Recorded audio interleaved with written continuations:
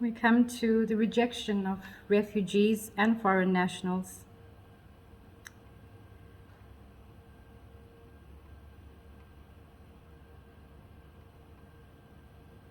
In our own city, we have seen images of attacks on refugees and foreign nationals. We've either seen it firsthand for those who work in central Durban, or we had them sent to us on social media. We've seen it on our TV news. We hear comments that are made against foreign nationals in our country and in our communities. Many refugees have experienced degrading treatment at the hands of South Africans in recent years. Refugees over time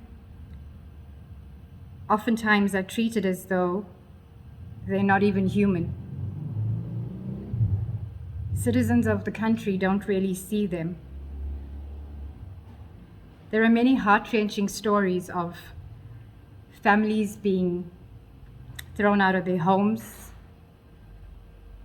their goods being destroyed, their possessions being burnt, all because they don't belong. I remember a little boy I met, must have been about 15 years ago or so. He was 12 years old at the time. I didn't know his name, and his English wasn't too good.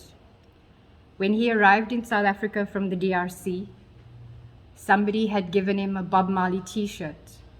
So he was named Rasta, and that's what everybody called him. He was at school when fighting broke out. His teacher basically grouped up the kids, there were about 30 in the class, ran with them to the nearest station, got them onto trains, and they just left. He never saw his parents or any family members. He just left with his class and his teacher and a few of the other teachers from the school who managed to get on the train. He arrived in Durban, and thankfully the community in and around Victoria Street in Durban, the shop owners, people working in town, were welcoming. They saw this little child, so they took care of him. Every one of us took turns in making sure he had eaten, but we were all there between 8 and 5. So after 5, Rasta was on his own. And over time, he joined the wrong company, got involved in drugs, not with other refugees, mind you, but with South Africans. And he was tiny, so he was selected to be the assistant to those that were breaking into homes and shops in and around central Durban. And I didn't see him again. So I wonder, while preparing this, he came to mind, and I pray to God that wherever he is and the others who had to leave the DRC with him are safe. I contacted Catherine from our parish and asked if she would share her experience coming to South Africa and living here.